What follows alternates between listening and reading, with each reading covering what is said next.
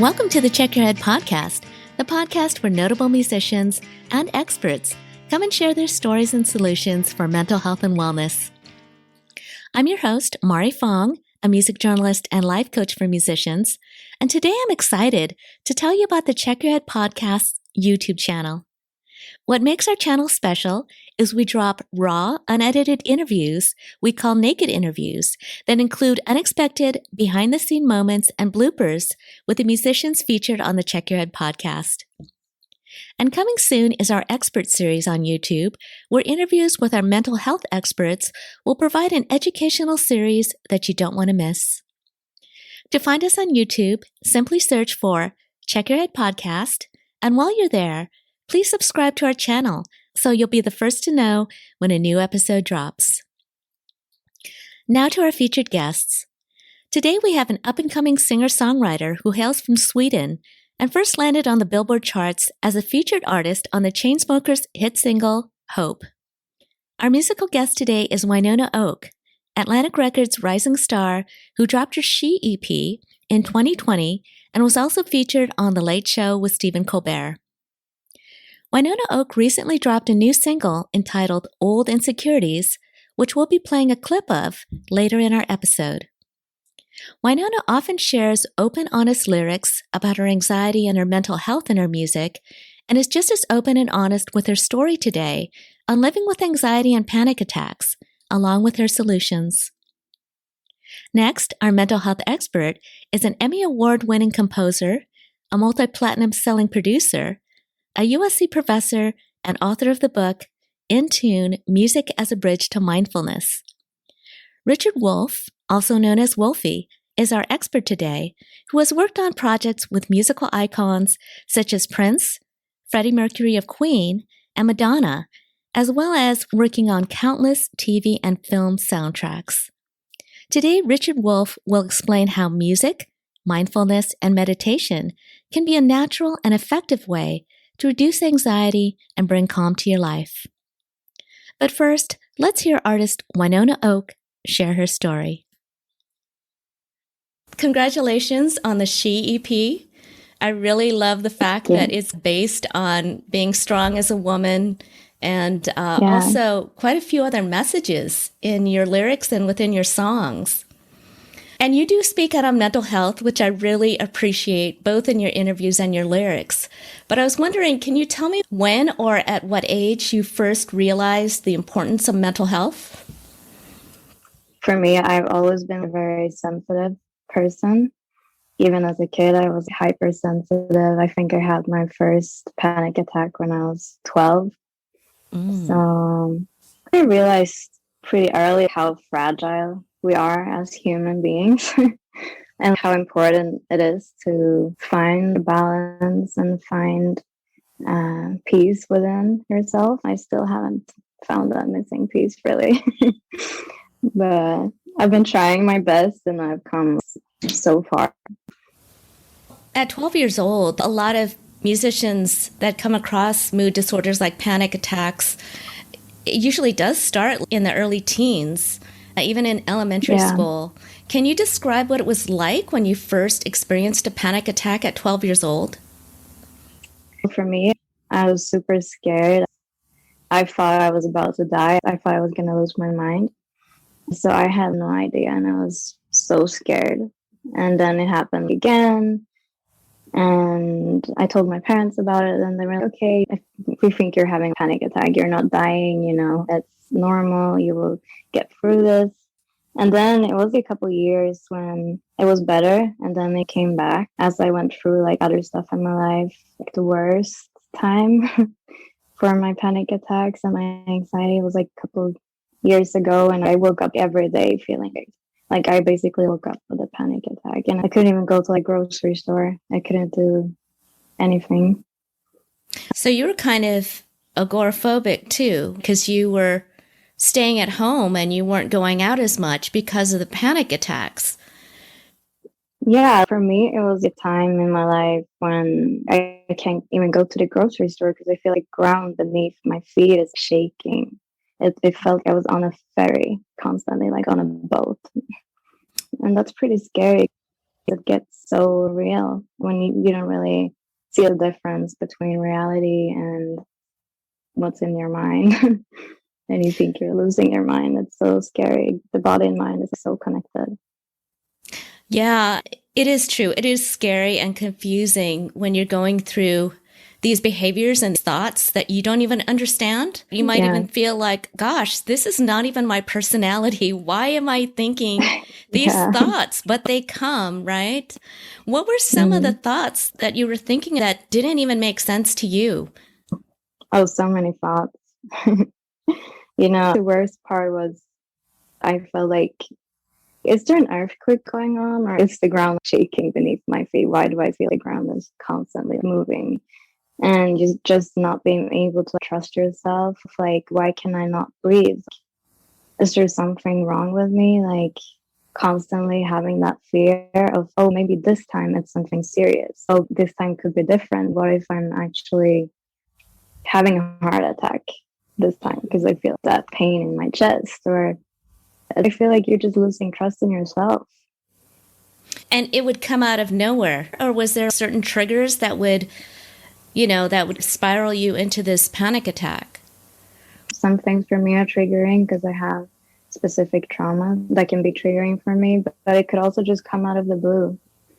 That's how your brain works. Your brain is smart and is constantly finding new things to, like, oh, she's having a good time. Let's just make her suffocate on this beautiful dinner. Put some clouds over her head. No, but I don't know. It's a lot of different things, but it could basically just come out of the blue. Also, I noticed there can be a big difference in my mental health that's connected to my cycle, to my menstrual cycle. So, I'm so sensitive when I have PMS, or during my period, I get super sensitive, like even more fragile, because all of the hormones are already messing with your head. So, yeah, that was actually something that I'm really sensitive to. And I've fallen into depression and anxiety because of my hormonal shifts. And it took me a while to realize that, but it's amazing how much hormones can affect you in general. But it's tough because it's something that you really can't control so much, but it does, happen. And then all of a sudden you're like, my gosh, why am I reacting so strongly to this one comment? Yeah. And it took me so long to realize, because I started to track my worst anxiety days and I saw, oh, there's a pattern here, and I still, whenever I'm having PMS or during my period or the days after, I get so sensitive and I feel I have shortness of breath and that triggers things. Then I feel, damn, am I falling back into this depression hole again, or what is going on? And then I'm like, okay, let's just relax and see. And then I feel better, Right. You start to reassure yourself instead of going down the bad road of thoughts. But there are PMS, premenstrual symptoms. People are familiar with it. But there are different times in life where there's big hormonal shifts. For men and women, there's puberty. That's a big one. There's also menopause that comes later in life. And then after you have a baby, there's the post-baby blues that can happen. So it's this sort of ever-changing estrogen, progesterone, testosterone, all of these hormones that kind of work together, but sometimes can work against you. Yeah, they can. We don't really talk about that enough because there's not enough research on women's health. So it's hard because when there's not enough research, we won't ever find that help that we need because there's not really a cure for it. So it's a bad spiral, but I'm hoping to see more science around it, and because there's so much that we can do for women's health. Yeah, I agree. And I feel like if there's a correlation between emotions and your hormones for men and women, that it really should be looked at, because there can be things done as long as science supports it and focuses on it. One thing you mentioned that I thought was really interesting is that you were tracking your symptoms and tracking how you feel throughout your day or throughout the month. What is it that you do there? Yeah, I just started seeing a pattern in my cycle. I started to see that it's something with the hormones that's totally changing that makes me feel like I can't breathe. And if I know that pre-hand, okay, these days I'm going to have trouble breathing, then I don't have to get panic attacks or get as scared as I used to. And if I know that beforehand, I can learn to be like, okay, these days maybe I shouldn't plan something big. Well, that's actually really smart. It's like you're journaling how you feel throughout the month according to your cycle. And to see a trend, then at least you can prepare yourself, right? Yeah.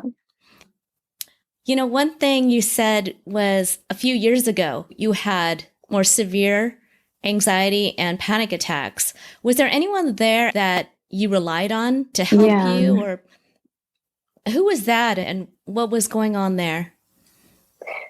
My boyfriend was there for me the entire time. He was so supportive, and he wasn't judging me or anything. He was just there for me and my family and my friends. I would call my dad as soon as I had a really bad anxiety attack, and my mom all the time. Just to hear her voice would calm me down a lot. So I have a really great support from my family and friends and people around me. But my boyfriend had to take a lot of, maybe I should go to the hospital because I'm having a heart attack, And he's like, well, maybe we should just chill a little bit. And I was like, no, I'm pretty sure. And then you start Googling, and that's not something you should do. But yeah, I'm definitely having a heart attack. And I didn't, of course. Yeah, I'm also hypochondriac, so it's kind of funny, but it's hard because you get so limited when you're not even able to socialize with people, because I couldn't barely move from the couch to the kitchen without feeling like a fairy underneath my feet. And I was constantly having shortness of breath and getting so dizzy and had to lay down. And if you go into a panic attack, how long does it normally last? During that time, it could go on for hours, and I could have them every day. I could wake up with a panic attack and it could go on for hours. But now it can be a short one that I'm able to control with my breath technique and trying to calm myself down and break it before it hits hard. So that could be maybe 20 minutes, or it could be something that I can't control and I can wake up with a panic attack, and that feeling can go on for maybe 2 hours. Oh, wow. That's a long time. Yeah. I haven't had a panic attack, but I know a lot of musicians do. We've had quite a few musicians that come on the podcast talking about them. And some of them even say that they get disconnected from reality. They could see themselves on stage as a separate person, all kinds of different things that happen. But it really does sound terrifying. And throughout the years, I'm sure you've thought of ways on your own and also asked a professional, what do I do in these situations? What have you learned that has worked best for you to help control the anxiety and the panic attacks? One thing that helped me is that I saw the pattern in my cycle and that I can prepare myself for the days when I know that I'm going to feel low. And I know people hate to hear this, but actually to do yoga and meditation, I know that's one of the things you don't want to hear when you're going through something super hard. It's like, oh, go for a run, that's not something you want to hear. But actually getting those endorphins and the serotonin in your brain to kick off a little bit, it's going to help you a lot. So yoga and meditation has helped me a lot. And then you learn to breathe better and take deep breaths, and just doing those kinds of breath techniques in yoga. It helped me, and also having a good therapist and keep telling myself that. Well, it is important to have a good therapist. And you're talking about breathing techniques, which sounds really simple, but I've heard so much about how your breathing can really help Yeah, slow down everything in your yeah. body. And that's what you need to do when you're panicking. Is that where you learned how to do these breathing techniques with a therapist? No, that was for meditation and yoga. Mm. So I learned that through doing yoga. There's a lot of breath techniques. Yoga is basically just reconnecting to your mind and to your soul and finding that connection that gets disconnected when you're having a panic attack or when you're experiencing anxiety and re-experience traumas. You get disconnected from yourself. So you just find that connection and that love for yourself. And yoga won't help everyone who tries it, but for me, it helped. I think it's important to share what really works for you because sometimes natural things and ways to slow down our physical body and our mental, our Yeah. thoughts is going to help combat that.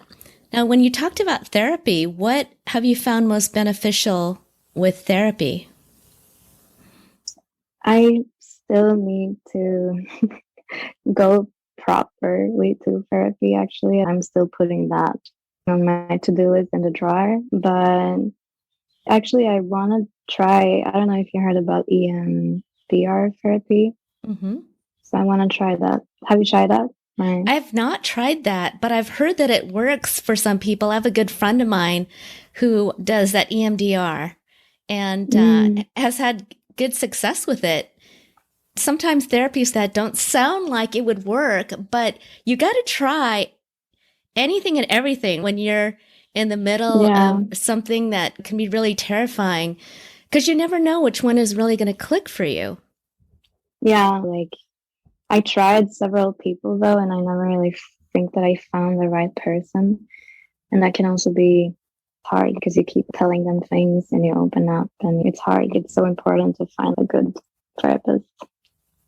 Yeah, it takes time to find one that has a personality that you feel Yeah, you could trust and also somebody that you feel is going to give you the skills or even the listening ability to give you the right advice for yeah. your condition. You have a song, it's called The Light. And that one I've read, it's about being on the bottom and fighting your way back. Can you tell me about a time that represents that thought? It's been several times in my life when I felt I almost wanted to give up because I couldn't see the light. I was just working against me, and even me, I was working against myself.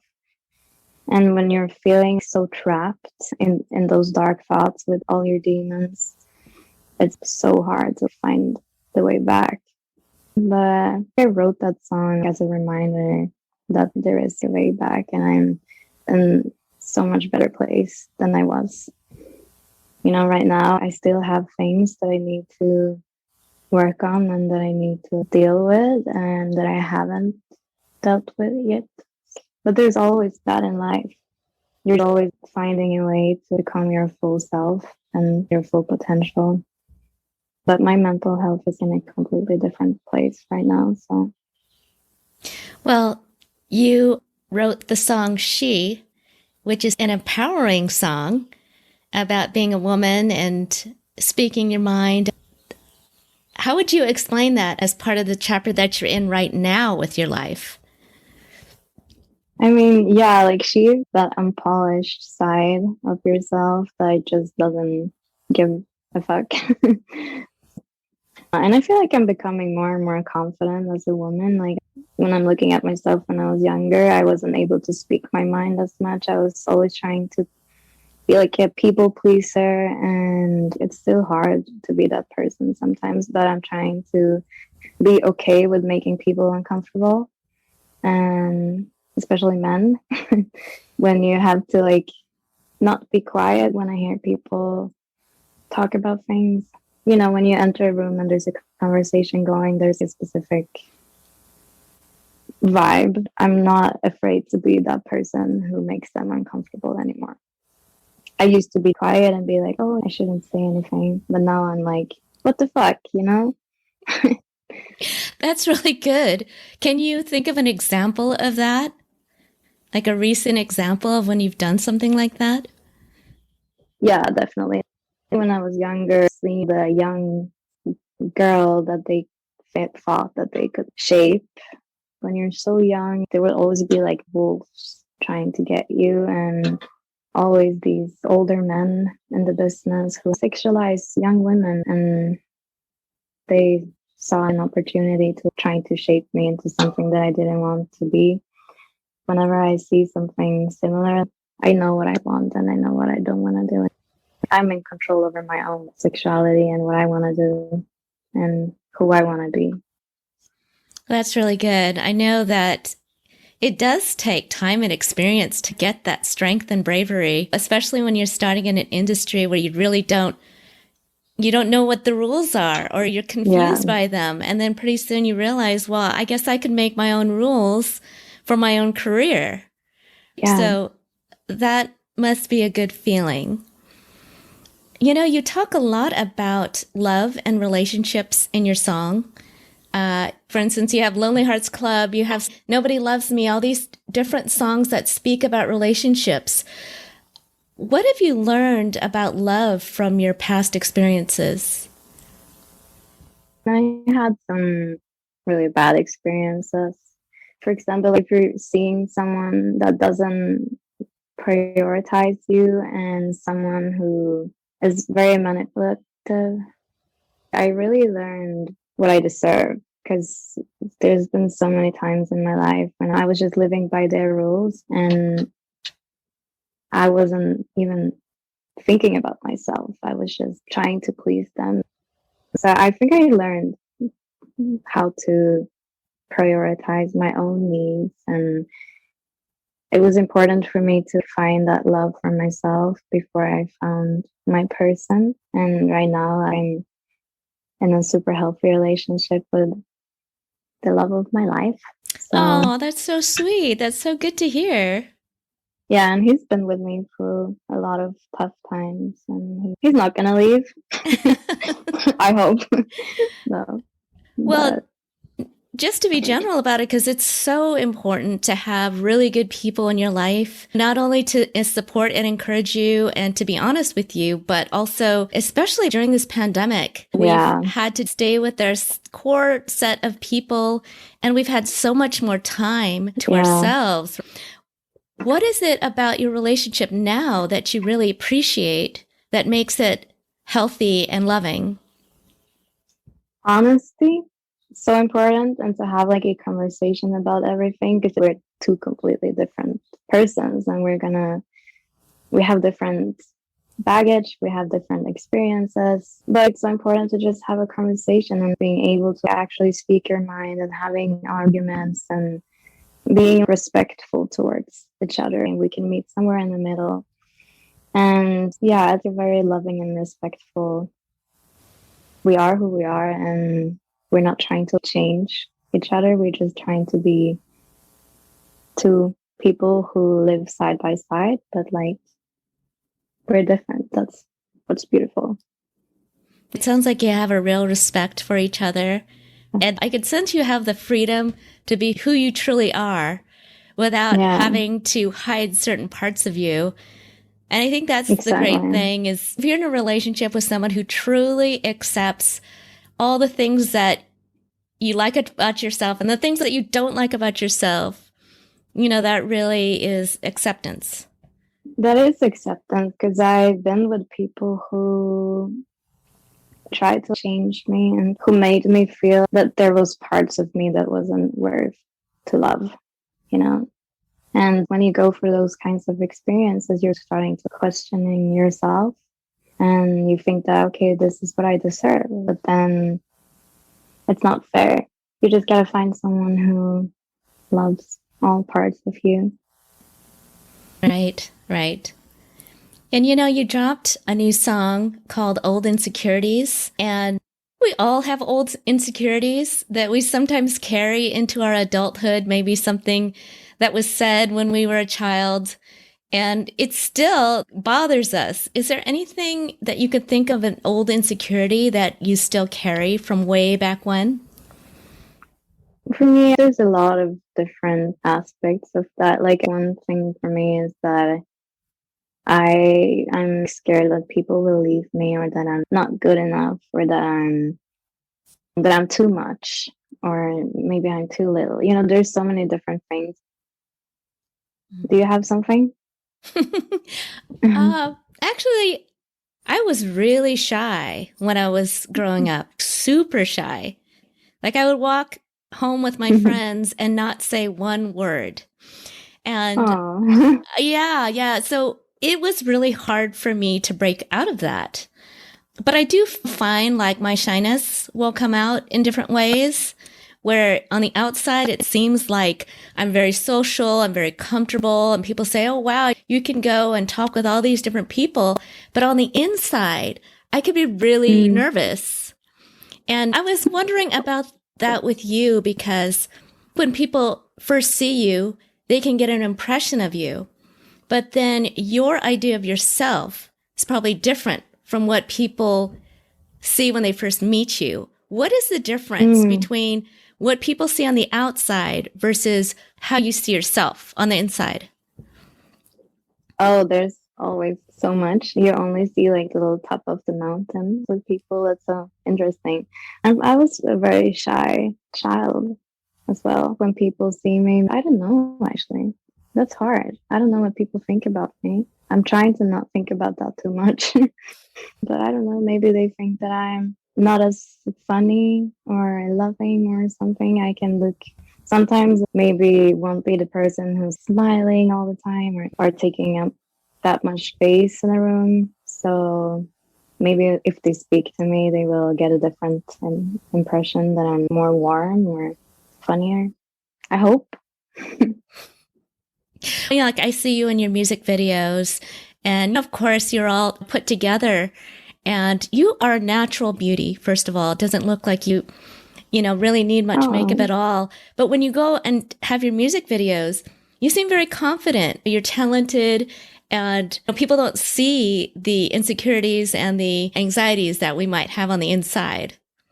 Yeah, that's true. People probably think that I'm a lot harder. I'm not a hard person at all. Well, we talked about the pandemic, and we're slowly returning back to life. What is something that you're going to miss about the pandemic?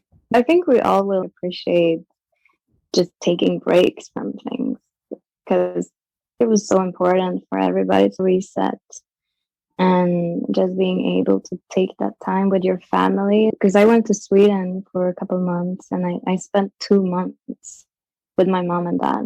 And that's something that I don't know when I can do that again. So yeah, that's something that will definitely take with me, and how important it is to just take that time for yourself to reflect and take a break. I think it's important. What about you? I agree with you. I know that there were so many changes that were happening in 2020, politically, personally, so many changes, right? Musicians having to cancel tours and not knowing when they could go back and do live shows.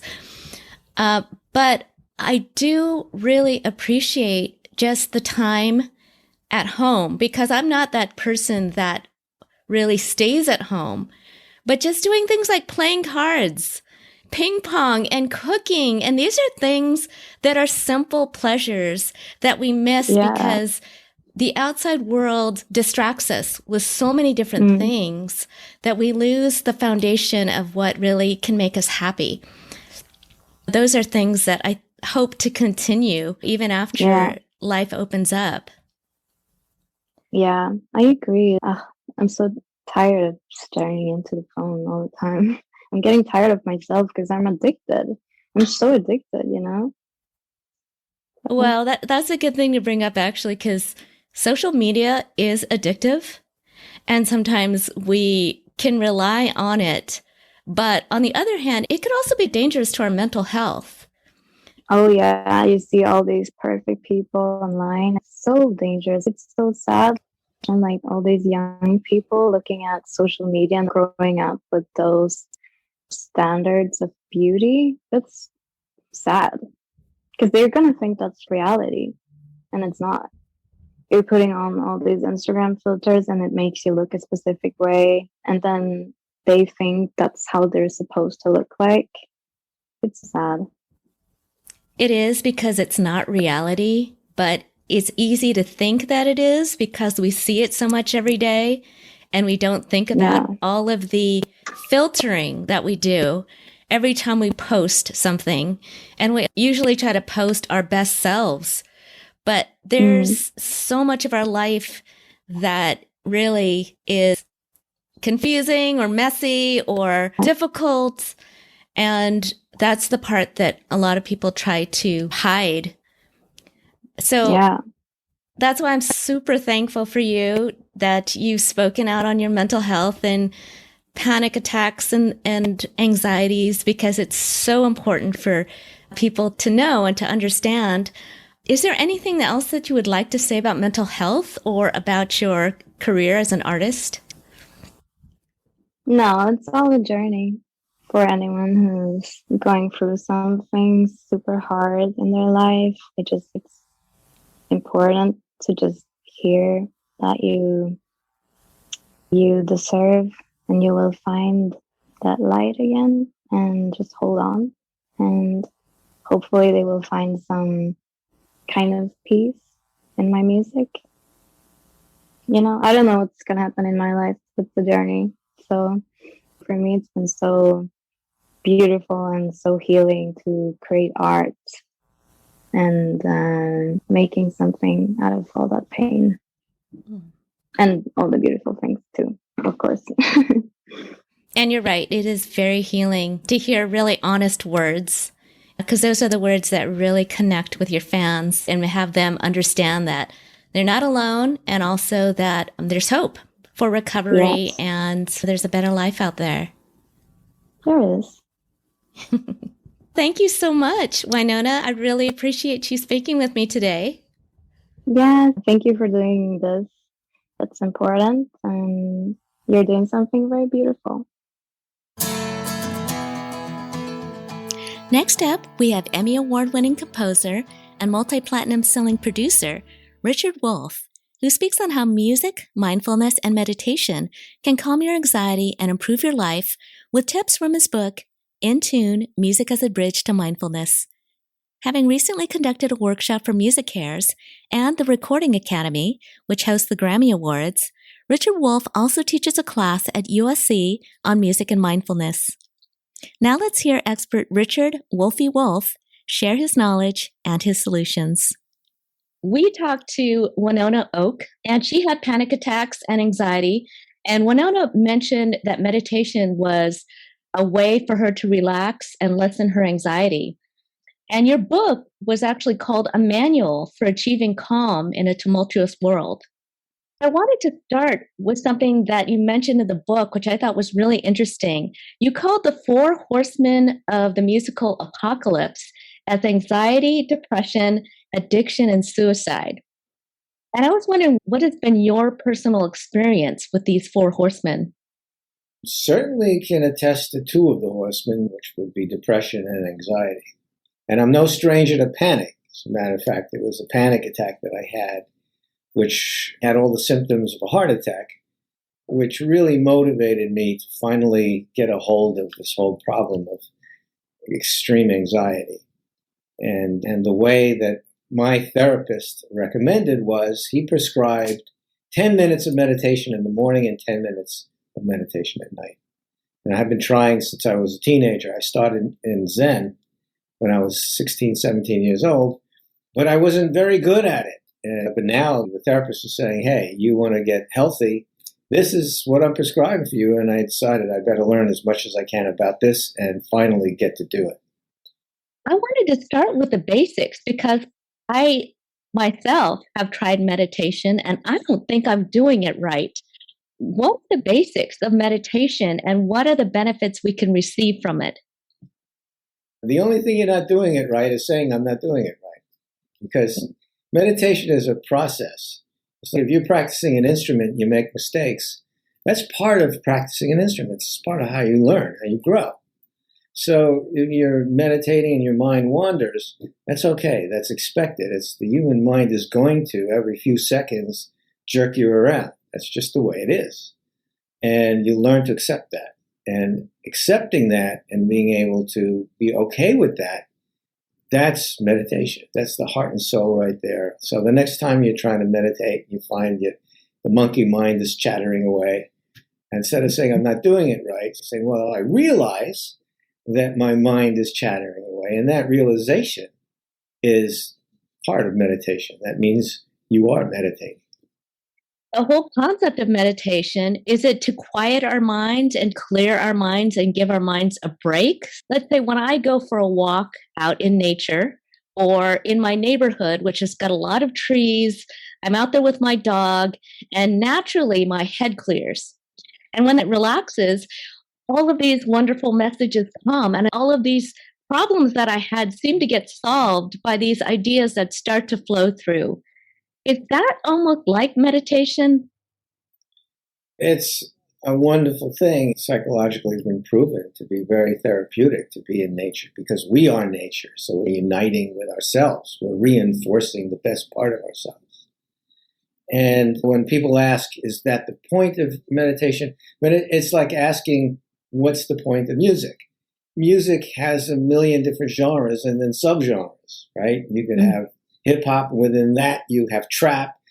So meditation is the same thing. It's a spectrum. And you can get to so many different states of mind that most of them, if not all of them, are beneficial. But they're different. There's mindfulness, there's concentration, there's insight, there's pure awareness. And some people just want to meditate to calm down. So you mentioned that. And that is a legitimate result of meditation. It does tend to calm people down if they do it consistently. But it isn't the end all. It's a great big spectrum with many genres and subgenres. You combined music and mindfulness and meditation, and this book is all about your brand of putting those all together. How would you explain the core foundation of your book? Because I am a lifelong musician. The way I had to approach learning how to meditate and actually make it an integral part of my daily life was as a musician. That's the only way I know how to be. You mentioned I'm not doing it right. Well, that was my problem too. If you just stop saying that, like when I play the piano or guitar and I make a mistake, I don't say I can't do this, I'm a lousy guitar player. I just do it again. I have faith that with practice, I'll be able to get through the piece okay. And when I applied that faith, that dedication and trust and confidence in practice to the practice of meditation, then all of a sudden it started to work. And the deeper I got into it, the more correspondences, bridges I call them, between the disciplines of music and meditation and music and mindfulness became more and more apparent. And it just strengthened and reinforced my willingness and confidence to do the practice. I understand that you have a lot of music-based exercises in the book that people can practice and incorporate in their own life. After doing it for so long, how did that positively affect your anxiety and depression? If I was alive right now and hadn't been practicing, I would probably be in an institution. I can't conceive of my life without the practice of meditation and mindfulness. The panic is still there. They don't go away, but you're able to create space to give yourself room so that you're not enslaved by your thoughts, by your anxious feelings. And it's just like playing an instrument. You practice it, you do it, and you start to condition your body. It's not just a mental thing, and it's not just an emotional thing.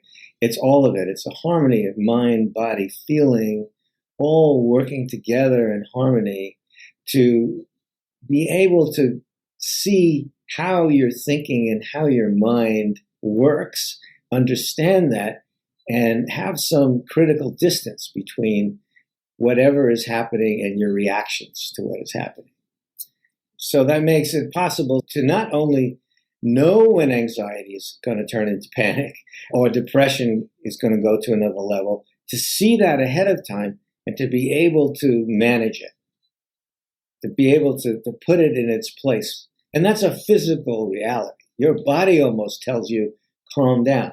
Your body tells you, hey, you're alive in this moment. Be aware and have some pleasure in your aliveness instead of focusing on this negative feeling and thinking. That's really interesting because things like panic attack and anxiety can happen at any time. We can be triggered by different things. I've had musicians tell me that they've had panic attacks on stage and they've had to work with their mind to get out of that and get back to performing. I mean, are there any tips that you can explain when anxiety or an attack starts to come up? What do we do at that moment? What are some things that we can do? The caveat is there is no substitute for training. Just like with playing an instrument, there's no substitute for practice. So if you're training yourself to watch your breathing, for instance, channel your attention into what your body is doing while you're breathing, and you do that on a fairly consistent level, when you're facing what you think is a threat, you can just focus on your breathing. And that will slow down your physiology. That will slow down your sympathetic nervous system, which will calm your mind automatically. It releases the relaxation response. So that's got to be the foundation. However, there are other strategies you can use. I mean, if you frame your anxiety as not your enemy, but as your friend, why? Because anxiety is there to protect you. It's there to tell you there's danger or there's a threat. What's the anxiety when you're performing? Well, you're going to make a mistake. You're going to look bad. You're going to look like a fool. Well, the anxiety is there to protect me. And I appreciate that. And I'm taking that energy of a threat, of fear of this threat or failure. I'm going to take that energy and just make it more fun to perform. Just make it more fun to do what I have to do and give me the strength to do what I have to do. Take that anxious or panic power and use that positively. Oh, so it's almost like turning it around into something that might have been looked at negative and then saying that this is something that can empower me on stage, that I can release this in maybe an entertaining way. And then you also mentioned about breathing, because Winona also said that she's learned breathing techniques to help relax her. And it's amazing at how breathing, just a simple act of breathing in deeply, can relax your mind and your body. That's absolutely right. It's all interconnected. If you're focusing on your breathing and you say, okay, that's slowing it down, you slow everything down. Hey, slow down your roll. You don't need to get so high strung. Loosen up a little bit. And that's what it does. It loosens you up. You're not so tight. You're able to be a little more calm. And that takes training. And she's right. It's so essential. We don't think of breathing much because we never pay attention to it unless we're meditating or singing or doing something that requires breathing. But when we do practice being aware, having our mind and breathing together, it makes a big difference. I've had quite a few musicians talk about the stress that they have. Oftentimes they put the pressure on themselves that they have for perfectionist way of looking at things, not wanting anything to go wrong, and then putting that same perspective on other people on their team, on the crew. And that, just gets to be something very irritable because essentially we're going to make mistakes no matter how much we practice or rehearse. What is your perspective on this whole idea of trying to be perfect or trying to make it so that nothing goes wrong? I mean, you've been in the business for so long. It's the catch-22 of being an artist. It's because you want your art to be as good as it possibly can be that you need to find the balance. It's, as with many other things in life, it's about the middle way. It's about finding a balance between perfection and then letting it go. Finding that sweet spot where you say, okay, I've done the best I can. I remember when I first started to do remixes of records, starting with the members of New Edition and Belle Biv DeVoe, I was in a situation I'd never been in before in terms of we need this record tomorrow. And so you didn't have time. You don't have time to be perfectionist. So these deadlines are doing you a big favor because you got to get them out. A lot of times if we don't have the deadlines, then we could just wallow in our desire to be perfectionists. So it comes back to being able to let go, being able to do what Leonardo da Vinci said. He said, I never finish a work of art. I just abandon it. Yeah. I mean, deadlines are important because as artists, you could forever keep trying to perfect something and it never seems to end because there's so many ideas out there. Now, you talked about these music-based exercises for mindfulness in your book. Can you give me an example of one of those? Yes. In terms of meditating, certainly a lot of us have problems just sitting and they tell you, follow your breath. So how do you follow your breath? Some people say you count your breaths from 1 to 10. When I sat down to meditate, it was hard for me to focus on counting the breathing 1 to 10. Well, how do musicians count? You count beats and bars. So you count 1, 2, 3, 4, 2, 2, 3, 4, 3. So I started to count breathing as a musician would count playing a piece of music. And I call that rhythmic counting. And I find that over the last 5-6 years, teaching different repertoires of meditation techniques, that's one of the most popular techniques for musicians is rhythmic counting. Very simple. Then we go a step further and we add tones to the counting. And there's certain patterns of tones that we add. So there are all these exercises with different intervals and different ways of adding tones and using rhythm and harmony and melody to count the breath. Now, the music part of it, do you incorporate the music during the meditation? How does that work? What you do is you hear a tone, whatever comes in your mind, and then as you inhale, and then you hear a related tone as you exhale. So you are hearing the tone, and sometimes you're listening to your breathing, just like you listen to music, and you are making the music with your breathing. So yes, you are listening. This is your own inner music that you are composing. Now, mindfulness is also a part of the whole repertoire of meditation and mindfulness and music. Can you tell me what is your definition of mindfulness and an example of mindfulness that you do in your own life? Yeah, so when we talk about mindfulness, it starts with concentration. So you're able to focus or tune in to one direction. That's how it starts. And all the mindfulness trainings that I know, they all start with concentrating. And your object of concentration is usually breath. Number 2 is sounds. And so when you're tuning into one direction, now what happens is you're tuning out all the other stuff. You're tuning out the turbulence and the preoccupations and the fixations. And you're able to focus in an undistracted manner. Now, of course, your mind will wander. It's not perfect. You're going to lose your focus. It's okay, because at some point you're going to bring it back. So that's the concentration. You are developing a skill now to see things in a relatively undistracted way, which is very calming because you're not going in a million directions anymore. Your monkey mind isn't pulling you in every which way. You're not going bonkers with this stuff. You're just focusing in one thing. And which is why, if you're just listening to a piece of music or you're watching a television show, that's calming too, because you're not preoccupied with all the turbulence in your mind.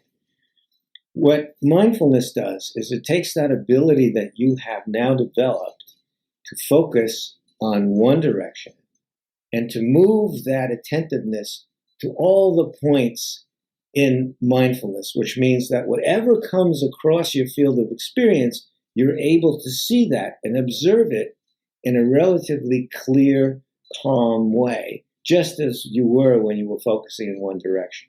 So now you've developed the ability not to be so in the movie, but to watch it. Now, as you know, if you're watching a movie, you can always realize if you're wrapped up in it, hey, it's just a movie. And you're able to control the situation in terms of your own reactions better than if you were in the movie. So in mindfulness, you're more like you're watching the movie. You're not entangled in the storyline. Some people call it unentangled knowing, because you're knowing what's happening, but you're knowing it in such a way that it's not totally dominating your way of thinking and your feeling. To go back to the musical analogy, when you practice or rehearse with your band, that's like developing mindfulness in meditation. Now, same thing with a musician that's practicing their instrument, or they're playing with they're rehearsing with the band. Now you got to go out and perform on the world stage. That's mindfulness. That's taking that ability that you develop rehearsing and using that to perform on the world stage. You took that skill in meditation, and now you apply it to your life. Now, how do you apply it to your life? You're in a situation in a relationship with somebody, and there might be a difference of opinion. There might be a conflict there. Well, when you're focusing on what they're saying, right? Not on your reaction to what they're saying, but you're focusing your attention on what they're saying, and you're trying to hear what they're saying and what they're not saying. You're not responding to it right away. As we say, you're watching the movie. Now you're ready to respond in a way that's a little more calm and a little more clear, because you're watching it from a distance. When it's up here, it appears to be a big problem. When it's out here, it's much smaller and something you can see it better. You can see the whole picture better. And that's a way to apply mindfulness on a day-to-day basis. When you look at a musician's lifestyle, which you've seen all your life, what do you think are the conditions that probably cause the highest level of stress? I think the deck is stacked against musicians in terms of having mental stability. People will tell you that the right hemisphere of your brain, which is the creative part of your brain, is also the part that's most susceptible to negative thinking. So if you're creative, especially in a musical way, you're going to be more vulnerable, more sensitive than most people. And therefore they feel pain more acutely than most people. And that's a problem. So how do you deal with the pain? Some people try to kill it with alcohol, kill it with drugs. Meditation, mindfulness, you don't try to kill it. You don't try to push it away. You try to live with it. You try to coexist. Coexistence is one of my favorite words. That's a way to get through this life in a positive and productive way, is to learn how to coexist with the pain that you feel. When you're making music, it's a high for many different reasons. And one of the biggest reasons is you are going beyond yourself. Some people say everybody wants is connection beyond themselves. And when you're making music, you're going beyond yourself. It's not about you anymore. It's about the music and how the music is connecting on a transpersonal level. And Alicia Keys said, when I make music, it's like I'm ascending somewhere beyond the stars. It's a high. Well, when you're not making the music, then what happens? And you crash. You got to climb down off the high, climb down off the stage. And now you got to face life. And you miss that high. Where are you going to get that high from? You don't have it anymore. And your whole sense of purpose. What is my purpose if I'm not on stage? I have no purpose anymore. And people look for drugs. That'll make them high for a while. And others look at other things, belief in God. Sometimes that'll make people high. And also meditation. That's not only a way to handle anxiety and develop mindfulness and concentration, but it is a route to having pleasures in peace and just the joy of being alive. Finding joy, and some people say bliss. And that is a thing. A big thank you to our musical guest, Winona Oak, and our mental health expert, Richard Wolfie Wolf. For more information on Winona Oak, visit winonaoak.com and visit Winona on her socials at Winona Oak. Stay tuned for a clip of Winona Oak's single, Old Insecurities, which will be playing soon. For more information on Richard Wolf and his book, In Tune, Music as a Bridge to Mindfulness, visit richardwolf.net and follow Richard on his socials at WolfInTune. So until next time, be brave, ask for help, and be persistent in finding the mental help that you need. I'm tired of me. try to be somebody else. I'm not okay, I'm not okay, and I can't blame somebody else. So let them come for me, old insecurities. I've been scared of going under to the shadows of my soul. Check Your Head podcast is kindly supported and partnered with Sweet Relief Musicians Fund, DBSA San Gabriel Valley, Earshot Media, and Lemon Tree Studios in Los Angeles. Visit checkyourheadpodcast.com, where we have over 100 solutions for mental health. Be our friends on social media at Check Your Head Podcast. Watch us on YouTube and support us with a kind donation on checkyourheadpodcast.com. Check Your Head Podcast is sponsored by a 501c3 nonprofit, with all donations being tax deductible. Thank you for your support, and thank you for listening.